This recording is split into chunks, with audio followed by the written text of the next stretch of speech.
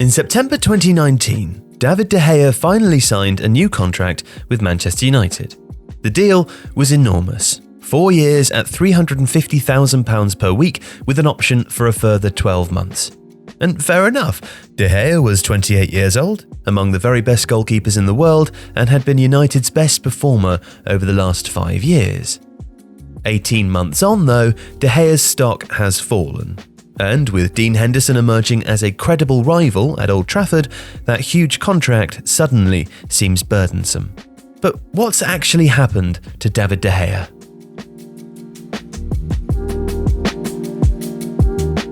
Goalkeepers' reputations are always damaged by mistakes, and in that regard, de Gea has suffered more than most.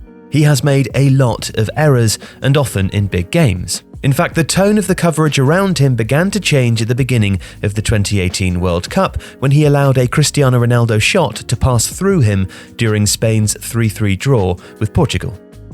Since then, the ugly moments have become more regular and, over time, framed him in a completely different way.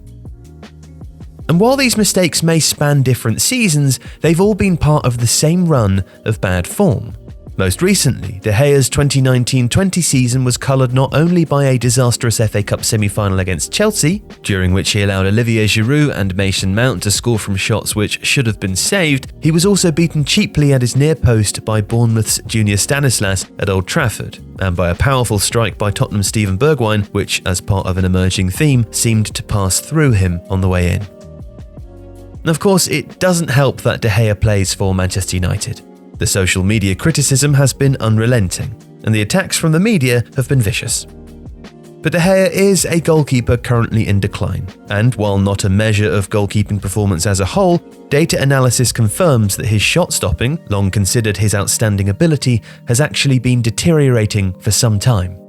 Post-shot expected goals minus goals allowed per 90 subtracts the number of goals a goalkeeper has actually conceded from a calculated average of the number he could be expected to concede from the quality of on-target shots that he has faced. Positive numbers are good, and negative numbers are bad. And between 2017 and 2021, de Gea's trajectory has been alarming. His performance is more worrying when compared with the average PSXG-GA per 90 among Premier League goalkeepers in those seasons. In 2017-18, that average was 0.01, which de Gea outperformed considerably with his plus 0.21. In 2021, that league average is now plus 0.07, which with minus 0.01 per 90, de Gea is now well below, making him by definition a lower than average shot stopper. His performance in that category is also well below what were once his peers in Europe. Jan Oblak, Marc-André ter Stegen, Alisson, Ederson and Thibaut Courtois are all enjoying far better seasons. So what's actually behind this? Well, really there's no silver bullet explanation. The on-pitch evidence is the result of many different factors.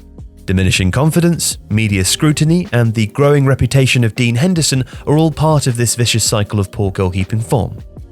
The Athletic's Carl Anker, who has covered Manchester United's games throughout the lockdown, has also noticed the audible signs of de Gea's malaise and has repeatedly heard him chastise himself in his native Spanish. He also reports that de Gea is less vocal in communication with his defenders than he once was, certainly in comparison to his understudy, Dean Henderson. Now, in both cases, that would seem to describe a distracted and frustrated goalkeeper who is battling more than just a single issue. As would the fact that over the past 3 years, de Gea has made errors resulting in goals from every conceivable situation. From corners and crosses, as with the miscalculation against Everton in February 2020, which resulted in a Victor Lindelof own goal. From having the ball at his feet, as with an incident at Goodison Park when Dominic Calvert-Lewin charged down a clearance into the net. And for a whole host of other goals, which, while not calamities, either didn't look quite right or didn't match the expectation for what a goalkeeper of de Gea's ability should concede. Neymar's Champions League goal at Old Trafford, for instance, when he failed to close off the available cross shot. Or Justin Kluivert's goal in Leipzig in that group's decisive game, when he hesitated, failed to set himself properly, and then appeared to turn his head away from the ball. Now, these are by no means terrible mistakes, but they do look odd. and perhaps, suggests former professional goalkeeper and now coach David Priest, De Gea's stance is complicit in them. He favours a starting position which is very popular among top goalkeepers. He has his hands low, extended below his waist and inside the width of his shoulders. He also sets up with his legs wide apart and his knees slightly bent.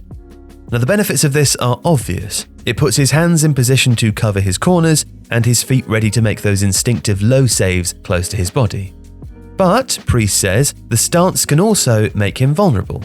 While the position of his hands allows him to cover wider areas, it also creates an awkwardness in reacting to shots close to and around his body. And while having his legs wide does put his feet in positions to make saves, that also comes at a cost. It changes the distribution of his weight, which can lead to him falling backwards, and also prevents him from whipping his feet out from under him in the way necessary to make low saves with his hands. It's a technique which has served him extremely well in the past, but it is high risk. It depends on lightning quick reaction speed and demands perfect, instant decisions about which part of the body to use when making a save. And when a goalkeeper isn't able to do that, when those calculations are wrong, or when there are imperfections in the technique itself, that's when the flaws reveal themselves, manifesting in the not quite right aesthetic of many of the goals De Gea continues to concede. And it's very difficult to cure. Goalkeeping form depends on the relationship between state of mind and mechanics. And as a result, fearful, unhappy, or hesitant goalkeepers are often guilty of making little decisions which result in big mistakes. It might be to stay too close to his line when a cross enters his 6-yard box, it could be a reluctance to take an extra step when closing down on one-on-one, or it could be to take a few extra seconds to play a pass. Tellingly, David de Gea is guilty of all of these little behaviours, and he remains mired in a long-term goalkeeping slump.